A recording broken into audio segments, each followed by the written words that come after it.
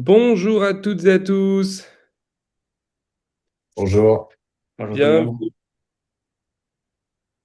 On va prendre 1 ou 2 minutes encore pour que tout le monde puisse se connecter. Merci pour votre présence. On va attaquer notre webinaire orienté aujourd'hui sur la notion de management et d'engagement. Bonjour Joséphine, bienvenue. Donc déjà, on va gérer un petit peu les aspects techniques. Est-ce que tout le monde nous entend bien et nous reçoit bien? Si vous pouvez nous mettre un petit oui dans la conversation, si c'est bon pour vous, ce serait top, ça nous aiderait beaucoup. Et d'ici 1 ou 2 minutes, on va attaquer. Tranquille, merci beaucoup. Ok. Parfait, impec. Comme ça, on va pouvoir attaquer notre webinaire sur le management, le maillon de l'engagement. Ok, alors c'est parti. Du coup, bonjour à toutes et à tous, bienvenue. On va passer 1 heure ensemble. On est ravis de vous accueillir aujourd'hui, Geoffrey, Karl et moi, pour parler d'un sujet qui nous a paru important. Important pour plusieurs raisons. D'abord parce que le management, le manager est au cœur des organisations aujourd'hui et aussi au cœur de l'engagement qui se crée dans les organisations. Et donc on s'est dit que ce serait intéressant de partager à la fois nos points de vue, nos expériences terrain et nos tips pour pouvoir renforcer cet engagement au quotidien dans les équipes. Parce qu'on s'est aussi dit qu'on avait un regard croisé qui pouvait être intéressant. On vous en reparlera par la suite. Et donc, comment va se passer un peu ce webinaire? On va d'abord rapidement se présenter, Geoffrey, Karl et moi. Ensuite, on abordera un petit peu chacun notre angle de vue, c'est-à-dire moi un angle un peu plus autour de comment on forme, comment on accompagne, comment on transforme un manager pour qu'il devienne un vrai levier d'engagement. Geoffrey va vous parler, lui, de son expérience, de son appétence terrain en lien avec les outils et en quoi les outils peuvent être aussi des leviers forts d'engagement pour les managers, mais aussi comment le manager peut être au contraire un frein à cette mise en place des outils. Et puis Karl pourra nous parler aussi de son expérience terrain et ce sera super intéressant là-dessus. Voilà, donc tout au long du webinaire, n'hésitez pas à nous partager des questions pour qu'on puisse y répondre, sachant qu'on aura aussi une dernière partie qu'on vous proposera d'échange en petite salle pour que vous puissiez aussi partager avec les autres participants du webinaire et bien, un peu vos apprentissages, que vous en tirez, avec quelles astuces activables vous repartez, parce que c'est vraiment notre objectif. C'est vous de transmettre des choses activables. Et je vais commencer pour introduire un peu ce webinaire avec en fait un chiffre qui nous a impacté très fortement avec Geoffrey, avec Karl, c'est ce chiffre de 70% de l'engagement d'une équipe vient directement du manager, d'après Gallup. Et du coup, ça, quand nous, on a découvert ce chiffre, ça nous a vraiment impacté de se dire, ouais, mais en fait, c'est le levier central de la performance d'une équipe et donc d'une organisation. Et on s'est aussi dit que c'est pas parce qu'il y a plus d'outils, plus de process que les managers ne décrochent pas. Et donc, on a envie de vous partager aujourd'hui nos façons de faire, nos astuces, nos regards terrain, pour qu'on puisse ensemble renforcer euh, cet engagement au quotidien. Voilà dans des grandes lignes pour le contexte un peu de ce webinaire. Et sans plus tarder, je vais laisser la parole à Geoffrey pour qu'il puisse se présenter et après à Karl. Merci Raphaël. Je m'appelle Geoffrey, en effet. Je suis le fondateur d'une solution digitale qui s'appelle Wobi. Wobi, ça veut dire Work on the Best Employee Experience. Donc, on travaille les sujets d'expérience salariée euh, et on a une solution qui permet bien de digitaliser les parcours collaborateurs, notamment le parcours d'intégration, l'onboarding, et de travailler tous les sujets de communication interne des entreprises. Donc, on travaille main dans la main tous les jours avec des équipes RH, voire des équipes communication interne, pour trouver les leviers finalement d'engagement des collaborateurs. Et entre les équipes RH et les collaborateurs finaux, il y a toute cette partie managériale qui peut être un frein à l'adoption, soit d'un outil, soit de process, ou alors le meilleur ambassadeur. Donc c'est pour ça que qu'on s'est retrouvé sur ce webinaire et que j'ai hâte d'en parler avec vous parce que il y a plein de solutions pour faire des managers, finalement, les premiers ambassadeurs de la mise en place d'outils de process au niveau de l'équipe RH. Car je te renvoie la balle. Merci Geoffrey, bonjour à toutes, bonjour à tous. Donc, je m'appelle Karl, je travaille chez Joyvi, qui est un leader du co-living en Europe, où on offre des solutions de logement aux étudiants et jeunes actifs. Et la raison pour laquelle je suis là aujourd'hui, c'est que donc, je dirige des équipes pluridisciplinaires de business développeurs, d'opérateurs, d'équipes techniques. Et donc la thématique du management est clé dans mon travail au quotidien. Je travaille aussi avec la direction des ressources humaines au niveau du groupe. Effectivement, le management et le manager est au cœur de l'organisation. Je suis moi-même manager et je vois les difficultés qu'on peut avoir à ce poste pour engager les équipes et les enjeux qu'il y a derrière. Donc, je serais ravi de partager des petits exemples que j'ai dans mon quotidien. Toi, en Trop plus, bien. Karl, t'es manager et manager de manager. C'est ça, Aussi, exactement. Donc, je travaille aussi ouais. avec des gens qui rencontrent des difficultés à manager des équipes. Ok, top. Merci à tous les deux. Du coup, je prends la main. Donc, moi, je suis Raphaël Frances. Je suis initiateur et cofondateur d'Awake, qui est une entreprise sociale qui travaille sur les compétences humaines à destination de plusieurs publics, que ce soit des jeunes, des collaborateurs, des managers ou des directions. Et donc, on travaille beaucoup sur ces enjeux d'engagement des collaborateurs dans les organisations, mais aussi d'engagement des jeunes dans des cours ou d'engagement de n'importe qui dans n'importe quel endroit. Je vous engage d'ailleurs à aller voir notre article dans le Harvard Business Review qui parle de l'engagement. Et moi, j'aurais plaisir de partager aussi un œil à la fois en tant que manager, parce que je suis aussi manager dans mon organisation, et aussi en tant qu'accompagnant, formateur de managers et de tout ce que j'ai pu entendre de leurs difficultés de terrain, de ce qui remonte, et du coup des solutions qu'on a pu mettre en place par rapport à ça. L'introduction est faite. Du coup, ce que je peux vous proposer, c'est qu'on attaque un premier regard, qui est un regard plutôt humain, en fait, sur, finalement, un manager, ça s'accompagne. En fait, pour le coup, c'est moi qui vais en parler en premier, puis après on échangera avec, Geoffrey et avec Karl. Hem, Ce que j'ai beaucoup entendu et ce qu'on a beaucoup entendu avec Awake, en fait, dans chez les managers qu'on accompagne, c'est plusieurs choses. D'abord, peut-être la culture française de qui on désigne comme manager. Parce que globalement, en fait, on a une réaction assez simple en France, c'est qu'à partir du moment où vous êtes bon techniquement, où vous êtes performant et que vous avez des résultats, la logique des choses, c'est que vous devenez manager. Et pourtant, notre constat, nous, c'est qu'on remarque qu'il y a des profils qui ne sont pas forcément faits pour devenir manager et qui le deviennent quand même. Voilà, c'est exactement ça, Laurent. Et c'est à ce moment-là que les ennuis commencent. Donc, en tout cas, ça peut être un des premiers freins, si vous voulez, c'est finalement ce vrai gap qu'il peut y avoir entre le profil d'un performeur dans une entreprise, dans une organisation, et le profil que demande un manager.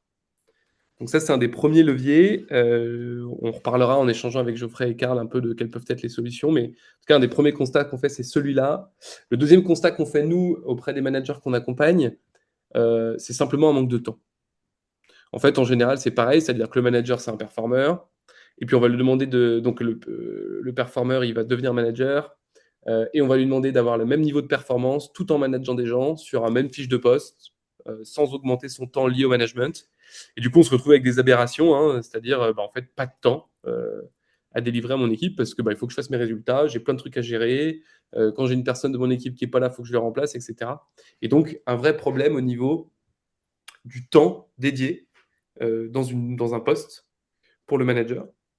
Et dernier élément qu'on avait envie de vous partager avec Awake de notre constat un peu, c'est le manque de formation, le manque d'accompagnement, parce qu'on peut se dire que finalement, en fait, c'est plutôt simple. Le management, c'est gérer des humains, c'est parler avec eux, c'est suivre et piloter des chiffres. Mais en fait, la réalité, c'est que c'est vraiment une méthode, des outils, une posture, et du coup, que ça demande en fait beaucoup plus que simplement une appétence et une motivation pour le faire, même si c'est la base. Voilà, donc c'est un peu les trois constats qu'on voulait faire, et du coup, l'idée, c'est un peu d'échanger, Geoffrey, Karl et moi, autour de ça, pour qu'on puisse après vous partager nos tips. Sachant que je voulais aussi vous partager un chiffre qui m'a paru aussi hyper important, c'est le coût du désengagement aujourd'hui dans une entreprise. Euh, on a l'Institut IBT qui nous parle du coût du désengagement d'à peu près 15 000 euros par salarié par an en France. Donc si on part sur une PME qui fait 100 collaborateurs, on parle quand même d'1,5 million d'euros par an, ce coût de désengagement. Donc voilà, ça paraît assez hallucinant. Et forcément, cet accompagnement du manager est au cœur pour pouvoir renforcer ça. Voilà, qu'est-ce que vous en pensez, messieurs? Petite, petite question. Moi, je suis d'accord avec le constat que l'évolution naturelle quand on performe, c'est d'être manager. Et tout le monde n'est pas fait pour être un bon manager, même si on est un bon performeur. On, l'a- on le vit, je pense qu'on a tous en tête des exemples, on l'a tous vécu de près ou de loin. Comment, du coup, toi, Raphaël, dans ce que tu vois, comment on fait pour savoir si une personne elle est prête à être un bon manager, du coup? Comment on casse un peu ce schéma naturel qu'on a dans nos entreprises françaises? Euh, c'est hyper intéressant comme question. Je vais revenir un peu sur ce qu'a dit Laurent dans le chat, où il parlait de motivation. Je pense que c'est primordial. D'abord, c'est vraiment de comprendre ce que c'est que la motivation. Mais cette motivation, je pense qu'il faut aussi casser un peu le fantasme. Je pense qu'on a un fantasme en France de ce que c'est que le management, qui est d'ailleurs en train de s'autodétruire, hein, d'une certaine façon, parce que les gens se rendent compte de ce que ça demande réellement. Mais pendant longtemps, en tout cas moi personnellement quand j'étais à l'école, et je pense que c'est partagé avec tous les acteurs avec qui on discute aujourd'hui, ça a été un peu le Graal d'être manager. Et du coup, il y a d'abord un premier lieu, c'est un peu de déconstruire ce que c'est que réellement le manager. Parce que le management, c'est s'occuper des personnes, mais du coup de tous les problèmes aussi qu'ils peuvent partager au quotidien, de l'absentéisme, du désengagement. Voilà. Après, c'est le côté négatif. Le côté positif, c'est évidemment toute la beauté de faire grandir quelqu'un, d'arriver à une performance commune, etc. Donc j'aurais dit, premier élément, c'est la déconstruction de ce que c'est que euh, ce rôle de manager et de quelle est la motivation pour le faire. Et ensuite, je dirais que c'est aussi un peu profiler les personnes, c'est-à-dire se poser la question en tant qu'organisation de c'est quoi ma culture, c'est quoi le rôle du manager, qu'est-ce que j'attends d'un manager et de son accompagnement et de qu'est-ce qu'il doit transmettre aux autres collaborateurs qu'il manage. Et du coup, c'est vraiment un profilage, tu vois, où vraiment l'idée c'est de se comprendre bah, c'est quoi ses levées de motivation, comment il se comporte, comment il communique. Et je pense qu'en ayant une bonne visibilité de qui on cherche, on aura plus de facilité à trouver les bonnes personnes. Ok. Carl, toi, c'est des choses Ouais, que tu identifies du coup dans tes équipes? ça me parle assez bien, notamment sur le fait qu'on attend du manager qu'il soit un leader technique de son équipe. Et c'est ce qui d'ailleurs bien souvent fait passer un collaborateur au poste de manager, c'est lorsqu'il est extrêmement performant. Ce qui est à mon sens pas une bêtise, c'est probablement un prérequis, mais c'est pas suffisant, nécessaire mais pas suffisant. Euh, Parce que être manager, c'est être capable de trancher, de prendre des décisions, être capable de cadencer le rythme de travail de son équipe, être capable de faire du reporting, être capable aussi d'être entre le marteau et l'enclume, entre ses équipes et la direction pour faire passer des messages, parfois régler des points de friction qu'il peut y avoir entre la direction et les collaborateurs.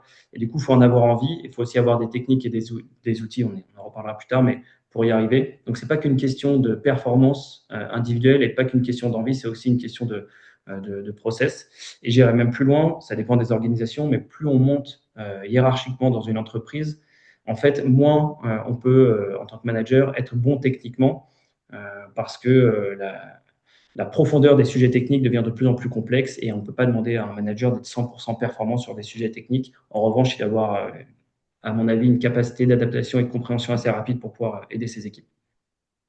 Ok. Super intéressant. Et du coup, comment vous faites, vous, chez Joavy, concrètement, Karl, pour désigner les personnes qui vont devenir managers? C'est quoi un peu vos techniques, votre façon de faire? Bah, on n'en a pas parlé avant le webinaire, hein. C'est assez intéressant parce que c'est des thématiques, des sujets, des questionnements pardon, qu'on a en ce moment. C'est comment est-ce qu'on promeut un collaborateur en manager et sur quels critères est-ce que, on prend cette décision. On est en train, avec la direction des ressources humaines, de se poser ces questions-là. Oui. Euh, Généralement, a priori, ce vers quoi on a envie de tendre, c'est déjà qu'il y ait une envie de la personne d'occuper ce rôle-là, qu'elle ait prouvé sur plusieurs mois, voire plusieurs années, généralement un an ou deux, des résultats bons et être capable de gérer des projets complexes de A à Z en autonomie. Et ensuite, si la décision collégiale est prise de faire passer cette personne en manager, il faut qu'il y ait une formation. Parce que la décision de passer sur un poste de manager peut être prise, mais derrière, sans formation, on a de gros risques d'avoir une personne qui soit en sous-performance sur un poste de manager. Et c'est l'accompagner probablement les 6 premiers mois sur son poste. Ok, super clair. C'est intéressant parce que c'est pas forcément un truc qu'on avait préparé tous les trois en amont et ça vient dans la discussion. Le sujet, c'est le manager maillon manquant de l'engagement collaborateur, enfin de l'engagement final de l'ensemble des collaborateurs. Et finalement, ce qu'on étudie là, c'est que avant de parler engagement et quel levier on fait, quel levier on utilise pour que le manager soit le bon relais de l'engagement, c'est plutôt comment on les choisit bien à la base et comment on fait tout ce travail en amont qui, si je l'entends bien, est parfois aussi sous-estimé dans certaines organisations. Mm. Ouais, tu vois, c'est intéressant ce que tu dis parce que d'observation des organisations qu'on accompagne, en fait, tu vois, j'observe un peu différents moments qui vont être enfin, quand tu les allies tous, finalement, ça va te donner finalement un manager qui peut créer de l'engagement dans les équipes. Mais tu as évidemment l'avant, c'est un peu ce dont on est en train de parler, tu vois, quelle est ma culture, quel est mon cadre, qui je sélectionne, comment je les forme, comment je les accompagne. Tu as le pendant, je pense, avec cet accompagnement, mais aussi avec des outils. Tu vois, un bon onboarding, des outils digitaux qui soient quand même ultra performants, pertinents, qui mettent pas le manager dans dans un nuage informationnel qu'il ne comprend pas, etc. Puis je dirais presque que tu as après un après de comment finalement tu vas faire en sorte que ton manager il continue son parcours chez toi. Donc ouais, moi je trouve que effectivement on l'avait pas forcément préparé, mais ça fait émerger que cet engagement finalement c'est un travail qui doit se préparer, qui doit s'accompagner sous un angle humain et technique, et qui doit en plus après faire un peu le bilan pour que ça puisse progresser derrière, quoi. Et concrètement, sous un angle humain, du coup, une fois qu'on a bien choisi le manager parce qu'on a coché toutes ces cases-là, toi, Raphaël, quels sont les tips que tu donnes aux directions RH euh, et aux managers justement pour travailler ces sujets-là? Euh, il y en a plusieurs. Je pense qu'il y a une vraie logique d'onboarding. Alors, on en reparlera parce que c'est aussi un sujet que tu vas aborder, Geoffrey, là-dessus. Je pense qu'il y a un onboarding humain, vraiment dans cette logique d'être clair sur la culture qu'on porte en tant qu'organisation, sur la formation. Tu en as parlé, Karl. Ça me paraît juste primordial, en fait, de ne pas se dire juste, bah, il va passer manager, mais bien de se dire que c'est un vrai métier, avec des vrais outils, des vraies postures, des vraies réflexions. Donc, je pense que tu as un vrai enjeu autour de ce sujet-là. Pour moi, tu as un vrai enjeu organisationnel enfin, moi, c'est ce que je conseille, c'est à minima de reprendre les fiches de poste et de libérer un certain temps dédié au management. Parce que moi, j'entends souvent des managers me disent ouais, mais en fait, c'est très bien, mais on me demande d'être manager, mais en fait, ça apparaît nulle part dans ma fiche de poste. Donc, moi, je trouve le temps où, quoi, globalement. Parce que j'ai vu, Laurent, dans la discussion, vous parler de motivation. Et évidemment, la motivation, vous avez raison, c'est quelque chose qui peut permettre à des gens d'aller au-delà de ce qu'on leur demande, etc. Mais il y a quand même une limite à un moment donné de temps et c'est pas pérenne, en fait, à mon sens, s'il n'y a pas les conditions pour y arriver. Donc, c'est vraiment une question de conditions. Euh, Voire même, moi, j'ai proposé des organisations de créer des postes spécifiques managers. En gros, des gens qui font que ça. Ils ont Ok. aucun rôle technique, mais ils ne font que ça. C'est leur rôle d'être manager et ils ne font que ça. Ils accompagnent les gens, ils accompagnent le pilotage, etc. Mais ils font plus de technique. Alors, Karl, j'imagine que la question qui peut se poser derrière, c'est ma légitimité. Et ça se travaille. Parce que, voilà, c'est un peu ce que tu as dit dans ton partage, c'est que c'est cette question de légitimité qui sort. Euh, donc, je mettrais ces deux éléments-là. Voilà. Principalement, laisser du temps, former, accompagner et bien transcrire aussi ta culture, quoi. Je rebondis du coup sur le sujet de l'onboarding, qui en effet est un sujet qu'on connaît bien puisque Wobi est une solution dédiée à la digitalisation du process d'onboarding. Et avec les équipes RH, on peut imaginer les meilleurs process, les meilleurs outils. S'il n'y a pas un manager qui est mis dans la boucle pour réfléchir euh, à ce qui fonctionne bien et ce qui est à améliorer, et ben, ça ne fonctionne pas. Euh, Juste sur le sujet de l'onboarding, l'onboarding, on pense beaucoup aux nouveaux collaborateurs. On pense moins à une prise de poste, un changement dans l'entreprise. C'est aussi un nouvel onboarding. Et nous, on a identifié 5 grands piliers dans un bon onboarding. Le premier, c'est la gestion administrative. Bon, ça, très bien, la signature du contrat, etc. La compréhension de l'écosystème de l'entreprise et plus particulièrement de l'équipe. Et le troisième pilier qui intervient généralement dans cet ordre chronologique, mais qui est le pilier le plus important, c'est l'aspect managérial, en effet. C'est que le manager est le premier garant de la bonne intégration d'un collaborateur ou de la bonne intégration d'une nouvelle personne dans son équipe, que ce soit un changement de poste ou autre. Et si le manager n'est pas là dès les premiers instants pour accompagner le collaborateur, si en effet sur les sujets de temps, il est plus concentré sur de la production et sur faire ses chiffres, si ce sont des rôles commerciaux par exemple, et ben forcément il va y avoir un trou dans la raquette et un manque d'engagement. Les 4e et 5e piliers sont la formation et la cohésion sociale pour un nouveau collaborateur, mais au final, quand on regarde sur ces 5 piliers-là, le manager reste transverse sur tous ces éléments administratifs, adhésion à la culture de l'entreprise, création d'une forte culture du feedback dès le départ, formation et cohésion sociale. Voilà, telle personne avec qui tu vas bosser, etc. Donc, si on vient un peu sur la partie outils, nous, comme je le disais en introduction, et c'est intéressant, je pense, là, dans le cadre de notre échange, parce que vous êtes 70% être inscrit au webinaire, à avoir des fonctions dans le département des ressources humaines. On travaille tous les jours avec des responsables ressources humaines, responsables recrutement, des RH et autres, qui veulent justement mettre en place un outil d'onboarding, un outil dédié à accompagner et à structurer les process RH internes, qui sont censés être des aides pour les managers. Ce qu'on voit de temps en temps, ou les retours qu'on a sur des expériences passées, pas forcément avec Obi, mais avec plein d'autres solutions qui ont été mises en place, c'est que finalement, souvent, on nous dit « Ah, mais moi, quand je mets quelque chose en place, j'ai une levée de bouclier des managers qui me disent « Ah, mais qu'est-ce qu'ils me font encore l'équipe RH? Encore un outil, encore un process. Ils comprennent pas notre réalité quotidienne. Nous, ça doit délivrer et ils viennent nous mettre des bâtons dans les roues. » Carl t'a dit quelque chose d'hyper intéressant tout à l'heure. Tu travailles main dans la main avec la direction des ressources humaines chez toi pour pouvoir identifier qui va passer manager, etc. Moi, ce que je recommande énormément avec les personnes avec qui on travaille au quotidien, c'est d'impliquer les managers, si on parle du choix d'outils, dans le choix d'outils en amont quand ce sont des sujets qui les concernent, que ce soit un outil d'onboarding, que ce soit un outil de com interne, que ce soit un outil de gestion des talents, que ce soit peu importe, mais vraiment d'avoir cette réflexion en interne et comme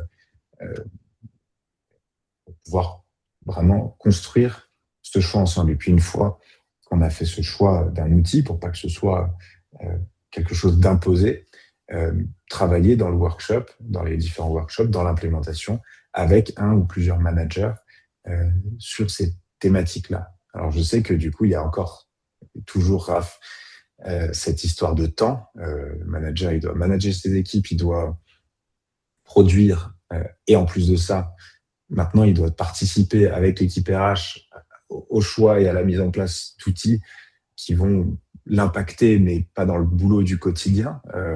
Ça fait beaucoup. Alors oui, ça fait beaucoup, mais nous, ce qu'on voit d'expérience, c'est que cet aspect d'inclure les managers dans toute la conduite du changement et de la digitalisation, c'est hyper important pour pas qu'on arrive à un stade qui arrive parfois où les managers, en effet, reçoivent des relances. On parle d'automatisation, on parle de gain de temps. Je sais pas, Carl, tu nous expliqueras un peu ce que vous avez mis en place. Mais si c'est pour recevoir des relances d'un outil auquel on n'a pas participé, auquel on s'est dit, c'est l'équipe RH qui nous a mis ça entre les pattes, on va supprimer les relances jusqu'à avoir des alertes, on va tout cocher et terminer, merci, au revoir. Voire même, j'ai eu le cas dans certaines entreprises avec qui on discute, j'ai mis en place un outil, mais mes managers font encore sur un tableau Excel au côté à leur façon. Donc là, en fait, on a que des pertes évidemment financières, des pertes de traçabilité, des pertes de temps aussi. Et donc, in fine, comment voulez-vous que les collaborateurs finaux, ceux qu'on souhaite engager aussi, puissent prendre le pas si jamais le manager, l'intermédiaire ne fait pas le relais. Je ne sais pas si ça te parle ça un peu, Karl. Ouais, ouais, justement, moi, je pourrais partager mon expérience là-dessus parce que j'ai travaillé dans différentes organisations. Et pour le coup, le mode de fonctionnement est un peu différent. J'ai travaillé dans un grand groupe américain de plusieurs centaines de milliers d'employés où, pour le coup, les outils qui étaient mis à disposition des managers étaient construits par la direction des ressources humaines, avec qui, évidemment, on n'a jamais contact dans ces organisations-là. Et donc, c'est des outils où, en tant que manager, on avait très peu d'adhésion. On ne voyait pas l'intérêt, c'était assez déconnecté du terrain. Et du coup, on les utilisait parce qu'on devait le faire, mais le niveau d'engagement des managers était assez faible là-dessus. Et parallèlement à ça, enfin, plutôt en opposition, dans une entreprise plus petite dans laquelle je travaille actuellement, où on a 300, 400 collaborateurs, c'est plutôt l'inverse. C'est-à-dire que quand je suis arrivé, on n'avait pas du tout de structure RH. Chaque manager manageait son équipe à sa sauce, avec, comme tu le dis, des fichiers Excel pour mesurer la performance, pour faire des performance reviews, pour gérer la promotion de ses équipes, etc. Et du coup, il y avait un certain chaos qui s'installait dans les équipes, puisque vu qu'il n'y a pas de process et d'outils communs, les différentes équipes avançaient à des niveaux différents, encore une fois sur des systèmes d'augmentation, sur des systèmes de variables, sur des thématiques RH, et ça posait aussi problème. Donc dans les deux types d'organisations, il peut y avoir des problèmes. Là, on en est actuellement, et je trouve pour le coup, c'est plutôt, ça va dans le sens de ce que tu dis, c'est que alors à titre personnel, mais aussi avec d'autres managers, on travaille avec les directions des ressources humaines pour pouvoir mettre en place des outils et des process qui collent plus avec nos besoins. Et en même temps, ça permet justement à la boîte de structurer ces process RH. Et c'est beaucoup plus utilisé par les managers, il y a beaucoup plus d'adhésion. Donc, je prends un exemple concret de nouveau sur le suivi des variables des équipes, où là, pour le coup, on est sorti, on a un outil que je n'ai pas besoin de le citer ici, mais on est sorti des fichiers Excel un peu individuels, et pour le coup, on utilise un outil commun qu'on comprend, car on l'a mis en place avec les équipes RH et du coup qu'on utilise et qui nous aide au quotidien. Donc, il n'y a plus cette, entre guillemets, bataille avec les outils RH qui servent à rien, entre guillemets, et l'utilisation qu'en font les managers. Ouais, c'est vraiment un travail main dans la main. Et généralement, du coup, c'est toi qui proposes à l'équipe RH de mettre en place des outils. Tu leur dis, sur ça, j'ai besoin de gagner du temps, ou c'est plutôt eux qui arrivent avec des besoins de structuration, ou les deux? Non, ça dépend des sujets. Typiquement, là où moi je me rendais compte que l'équipe de managers que je gère était en difficulté, c'était sur la promotion des collaborateurs. C'est comment est-ce qu'au sein d'une organisation, on arrive à faire monter en grade ses collaborateurs. Et quand on est dans une plus petite structure, il n'y a pas forcément justement des niveaux, il n'y a pas forcément de grade. Et du coup, j'ai demandé à l'équipe RH de construire une grille qui soit assez factuelle pour qu'on donne visibilité aux collaborateurs sur comment évoluer dans la boîte. Ça veut dire évoluer en termes de poste, évoluer en termes de rémunération, pour que l'information soit plus transparente. Du coup, les RH ont compris ce besoin-là et ils ont construit avec les managers des règles d'évolution. Et ça, du coup, ça donne un parcours employé qui est beaucoup plus lisible en interne. Et c'est beaucoup plus simple de motiver des équipes lorsqu'elles savent qu'elles peuvent évoluer ou non d'ailleurs, Hmm. plutôt que de le faire à la tête, quoi. Ok, c'est hyper intéressant. Et puis en plus, cette démarche-là de co-construire avec l'équipe RH permet aussi d'avoir du vrai gain de temps et du vrai, de la vraie utilisation. Moi, ce que je dis souvent avec les aux directions des ressources humaines avec lesquelles on bosse, c'est on a beau imaginer ensemble, vous les meilleurs process, nous les meilleurs outils. Si jamais on n'a pas un manager dans la boucle, qui nous dit concrètement aujourd'hui ce qui fonctionne bien, ce qui est à améliorer et qui est aussi dans cette phase d'amélioration continue du process de l'outil, bah, ça peut pas marcher parce que on peut arriver avec nos gros sabots et encore une fois penser qu'on a fait le truc parfait. Il y a que le concret et le terrain qui parle. Ouais, et puis dans votre discussion là, ce que ça fait émerger chez moi, c'est que il y a une vraie logique de posture finalement. C'est l'engagement, tu le crées aussi dans le faire avec, comme vous l'avez très bien dit là, dans le main à la main. Mais du coup, ça parle aussi de la posture du manager et ça parle aussi du coup de la culture d'entreprise, quoi. Si tu imposes des choses, globalement, personne n'aime qu'on lui impose des choses. Bien sûr Mm. qu'on sait faire, bien sûr qu'il y a des niveaux hiérarchiques, bien sûr que voilà. Mais globalement, posez-vous la question quand quelqu'un va vous dire fais comme ça. Moi, je trouve que le meilleur exemple, c'est qu'on dise de faire comme ça avec vos enfants. Globalement, quand quelqu'un va vous dire fais comme ça avec vos enfants, la première réaction qu'on a, c'est non, mais attends, t'es qui pour m'apprendre à faire avec mon enfant? Bah, je trouve que c'est un peu la même réflexion avec des collaborateurs dans une organisation. Et donc, un des leviers d'engagement, finalement, assez pérenne, c'est ce main dans la main, que ce soit pour la mise en place d'outils, comme c'est le cas pour vous, ou que ce soit aussi dans créer de la motivation, de l'engagement chez les collaborateurs, quoi.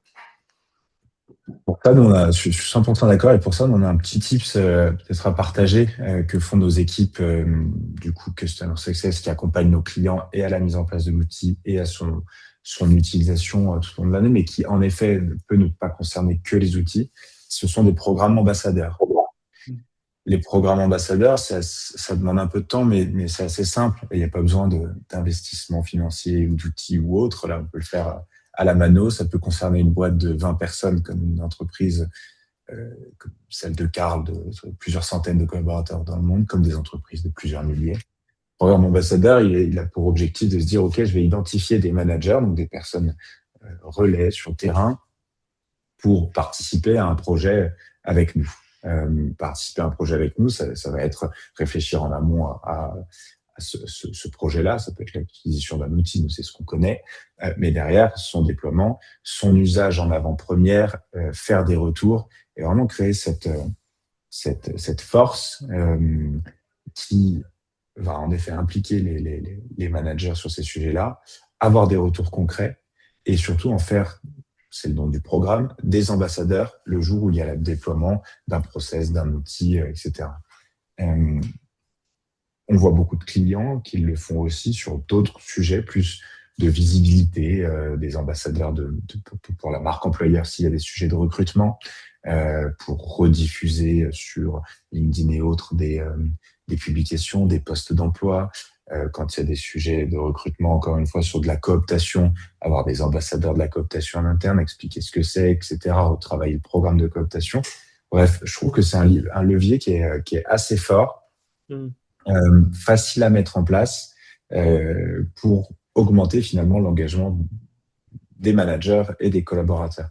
Je ne sais pas si, Carl, c'est déjà un programme de près ou de loin que vous avez déjà mis en place chez vous, mais si ça te parle.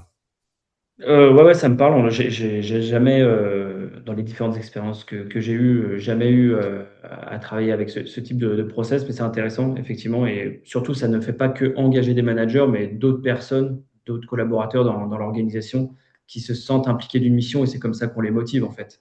Ouais.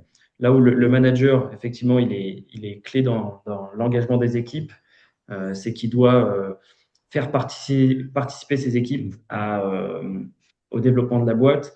Et alors que même les collaborateurs peuvent ne pas avoir de part dans l'entreprise, n'ont pas forcément d'ailleurs euh, d'intérêt financier à se surengager pour une entreprise. Et pour aider les managers à augmenter l'engagement des collaborateurs, eh ben, il faut faire en sorte qu'on puisse inclure tout le monde dans des projets qui les intéressent. S'il y a un collaborateur qui a envie de travailler sur des projets RH et aider la direction des ressources humaines, ça peut l'engager un peu plus. Donc, moi, je le vois plus comme ça. Effectivement, via le rôle d'ambassadeur, ça peut être une bonne piste. Ouais, ça, envoyer un Google Form, un Microsoft Form, peu importe, un petit questionnaire, on travaille sur tel projet, levez la main si vous souhaitez participer à ce projet-là et devenir un ambassadeur. Nous, ce qu'on recommande, c'est d'établir les règles du jeu de manière très précise et détaillée dès le départ. Les règles du jeu, c'est quoi? Ça va vous prendre 1 heure par semaine pendant 3 semaines sur votre temps de travail. Oui ou non, faut le dire aussi, justement pour pas qu'il y ait cette surcharge, Raphaël, dont tu parlais. On a conscience que c'est au détriment de tel enjeu, donc peut-être aussi revoir, on va pas revoir les objectifs commerciaux pour les commerciaux, mais voilà, faire comprendre que c'est un engagement et que les règles du jeu soient claires dès le départ. Laurent nous dit, sauf si l'entreprise est très cloisonnée en silos, services, fonctions. Oui, c'est en effet, si l'entreprise est très cloisonnée et qu'il n'y a pas de volonté de projet transverse, c'est plus compliqué. Mais est-ce que c'est pas là où on a aussi des problématiques d'engagement. Ouais, mais clairement. Moi, c'est ce que j'allais réagir comme toi, Geoffrey. C'est qu'en gros, clairement, ce genre d'entreprise aujourd'hui, je pense qu'elle rencontre des difficultés parce qu'on est dans une évolution un peu du fonctionnement interne et organisationnel et que ça demande plus de transversalité. Ça demande aussi des compétences, hein. Petit tips en plus, moi que je donne souvent, mais c'est pas anodin en fait. Faire travailler des gens sans niveau hiérarchique, euh, c'est pas donné à tout le monde et ça demande vraiment des compétences. Nous, on forme beaucoup de managers à la facilitation avec des outils d'intelligence collective parce que mine de rien, ça s'improvise pas. Et du coup, je pense qu'il y a effectivement un aspect organisationnel de réflexion autour de la culture d'entreprise pour décloisonner. Euh, alors, je suis pas forcément d'accord, Laurent, sur le vive l'holacratie. Bon, pour moi, ça va un peu trop loin, mais bon, on va pas se lancer dans le débat maintenant. Mais en tout cas, on peut décloisonner un peu et après outiller euh, nos managers avec des outils qui peuvent leur permettre effectivement d'embarquer différentes parties prenantes. Et je trouve qu'effectivement, le programme ambassadeur, c'est une excellente idée parce que ça permet vraiment d'identifier aussi ce que je trouve très pertinent avec ce que tu proposes là, Geoffrey, avec le programme ambassadeur, c'est que ça vous permet aussi, vous, RH, d'identifier qui sont vos ambassadeurs internes, c'est-à-dire vraiment les personnes engagées qui vont être des moteurs pour vous, probablement sur ce projet-là, mais aussi sur d'autres. Voilà. Et je vous engage d'ailleurs à aller voir, si ça vous intéresse, deux outils. Un outil qui s'appelle la cartographie des alliés. Voilà, je vous engage à aller voir, il y a plein de choses sur Internet. Si vous voulez qu'on en discute, on pourra. Et l'autre, c'est la matrice pouvoir-influence. Je pense que ces deux outils mêlés à votre organisation, ça peut vous permettre encore de renforcer votre programme ambassadeur et d'avoir les bonnes personnes qui sont les bons leviers et qui favorisent l'engagement, quoi. Bon, on va aller Je me voir ça permets de aussi de rebondir. notre côté. Ouais, merci, je connaissais pas, Raph, merci. Je me permets de rebondir justement sur le rôle du manager dans l'engagement et notamment par la prise de responsabilité de certains des collaborateurs au sein de ces équipes. Je pense que vu qu'on s'adresse aussi à une audience où il y a beaucoup de personnes qui travaillent dans les RH, je pense que c'est aussi très important, on n'en avait pas parlé avant la préparation du webinaire, mais que les RH puissent être en mesure d'identifier des managers qui, au contraire, jouent en défaveur de l'engagement des équipes parce que ça peut être des managers toxiques, des managers non performants. Et ça, parfois, la direction des ressources humaines ne le voit pas parce qu'elle est uniquement en contact avec les managers et pas les équipes. Et ça, c'est autant le manager, il est clé dans l'engagement des équipes, autant il est clé dans le désengagement lorsque le discours ne passe plus, lorsque le management, lorsqu'il y a trop de micromanagement, trop de toxicité dans les relations professionnelles. Et ça, les ressources humaines doivent être hyper attentives à ça. Pour être attentif, ça peut passer par des entretiens avec les équipes en direct, ça peut se retranscrire dans des questionnaires qu'on reçoit via RH, via des outils. Enfin, il y a plein de moyens. Mais pour le coup, c'est assez clé et on se rend compte dans certaines organisations que des managers un peu petits chefs qui phagocytent tous les projets, qui veulent tout prendre sur leur chapeau, justement, désengagent leurs équipes. C'est pour ça qu'il faut des managers assez ouverts et en même temps qui maintiennent un cadre et que des ressources humaines soient assez proches du terrain. En tout cas, ça dépend de la taille des organisations, évidemment, mais dans les moyennes entreprises, c'est tout à fait réalisable. Clair que nous, on le voit et c'est ce pourquoi beaucoup d'entreprises font appel à nous. Le poids de la rumeur qui peut être portée par les managers pour retranscrire une information peut en effet être hyper bénéfique si le manager il est bien engagé ou dévastateur si s'il y a quoi que ce soit. C'est l'effet des multiplicateurs en fait. Il y a un message qui est porté par une personne pour 10 personnes par exemple.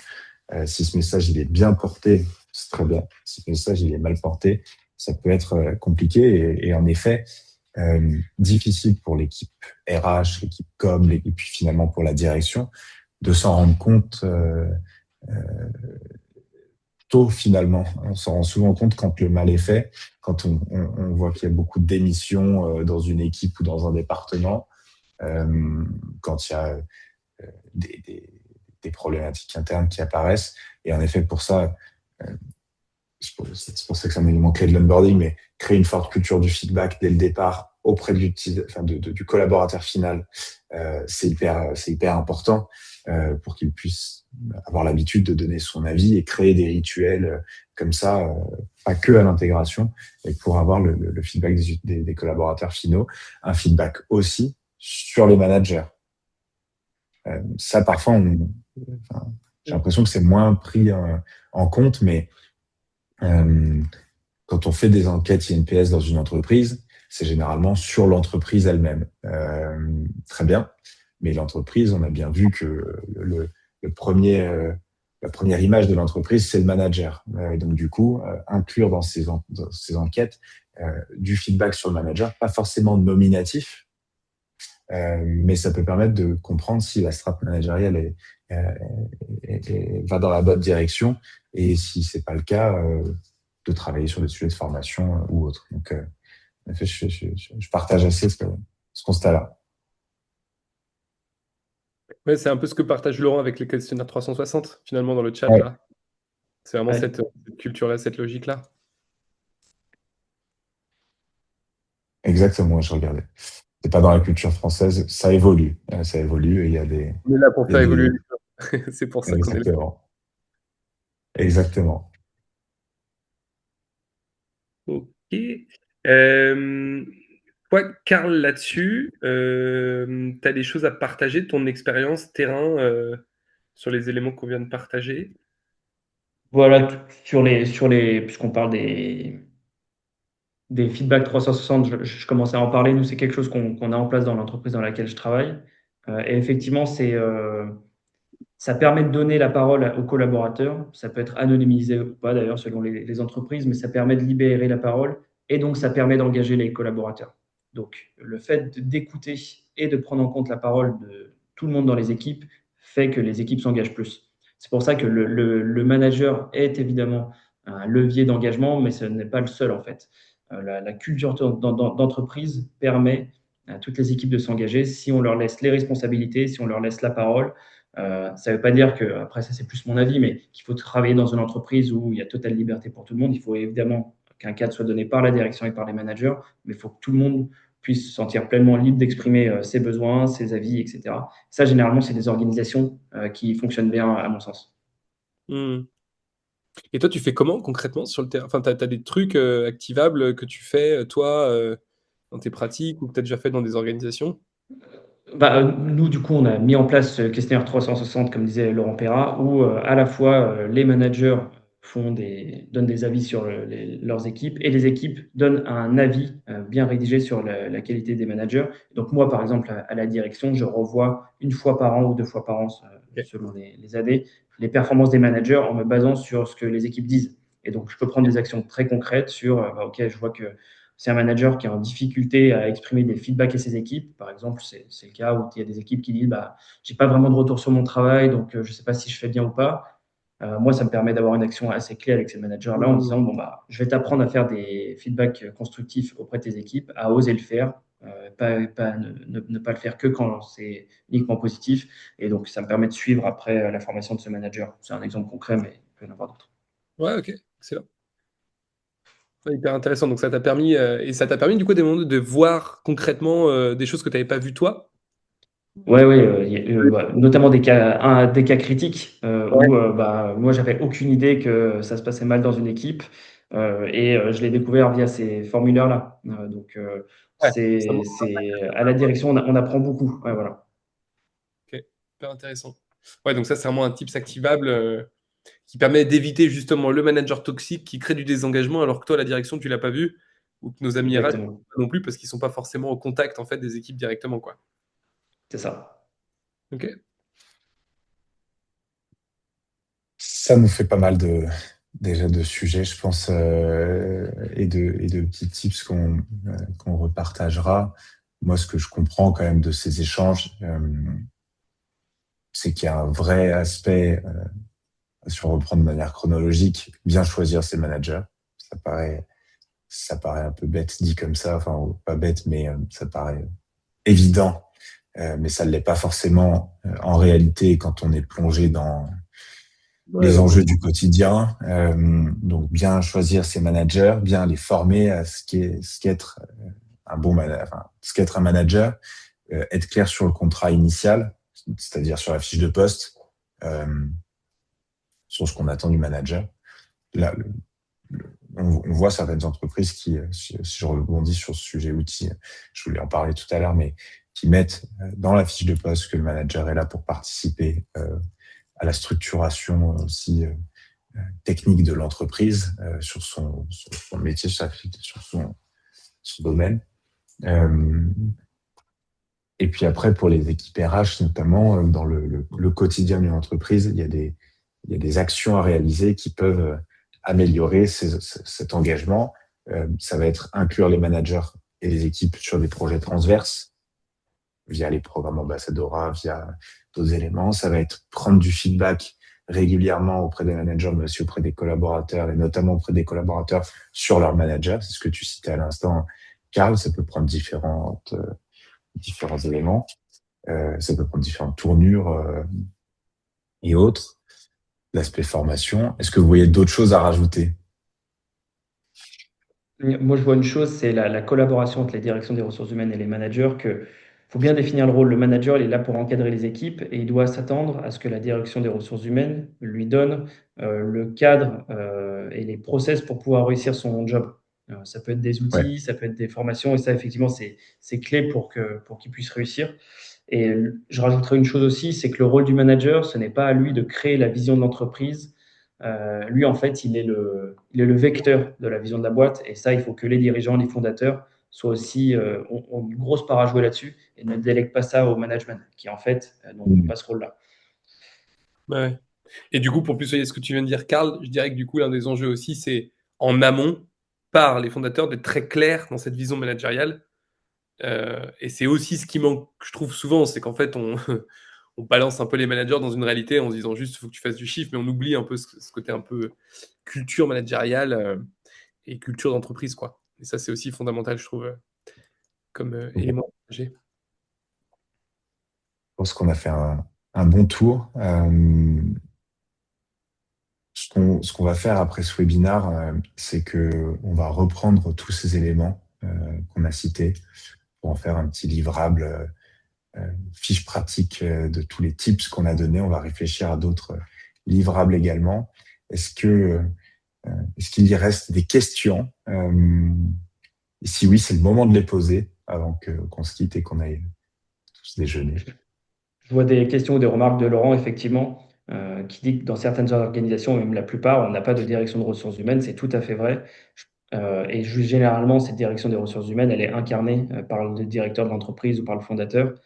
Oui, Donc probablement, effectivement, dans ce type d'organisation, c'est relativement différent. Je pense que les thématiques restent, les thématiques d'engagement restent les mêmes, qui est une direction des ressources humaines ou pas. C'est juste que quand il y en a une, il faut qu'elle soit au maximum au plus proche du terrain, à mon sens. complètement. Complètement d'accord. Laurent demande des indicateurs de mesure de l'engagement.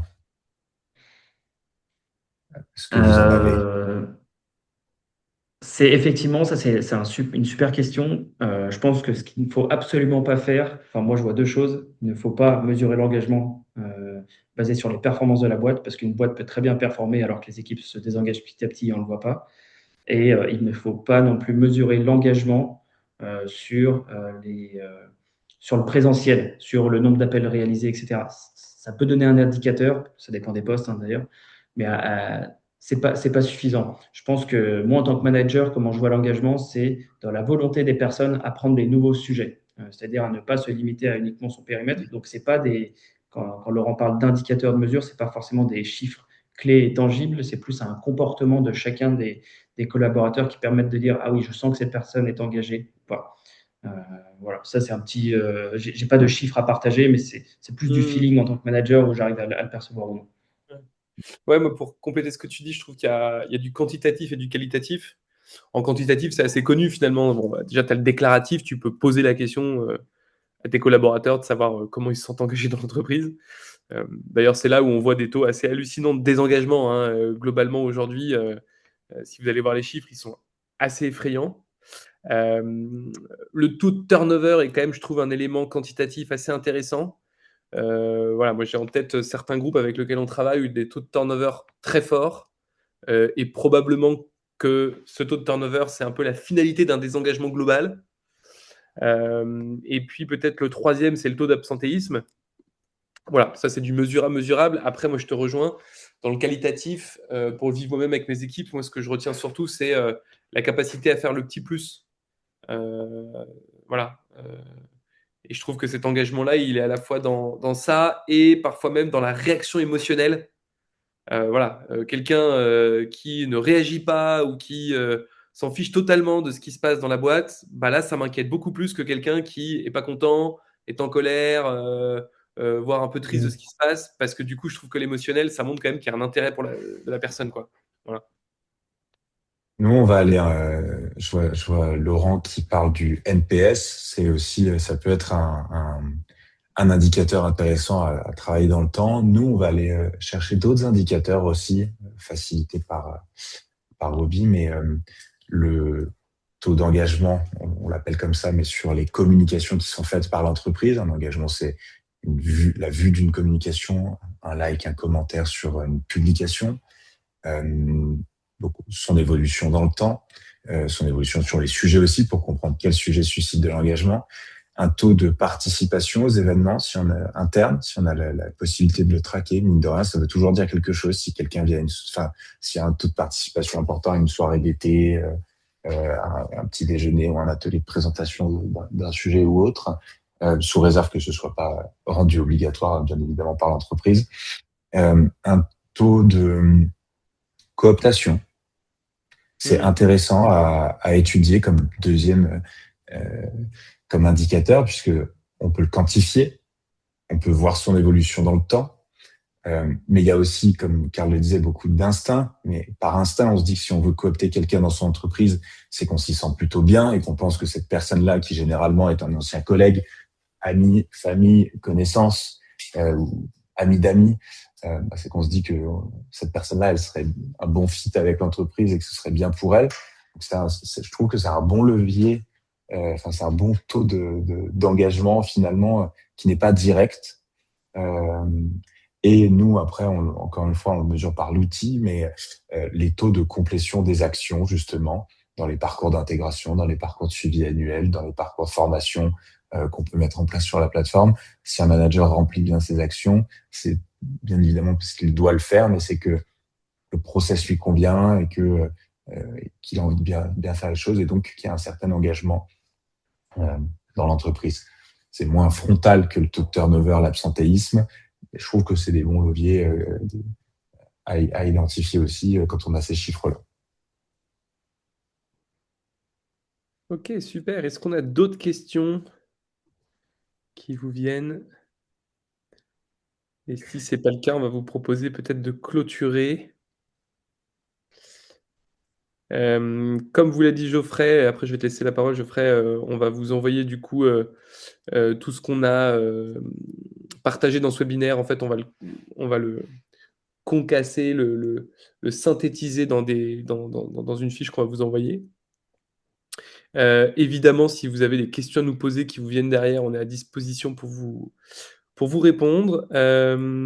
Peut-être te laisser la parole Geoffrey sur clôturer ou pas, comme tu veux.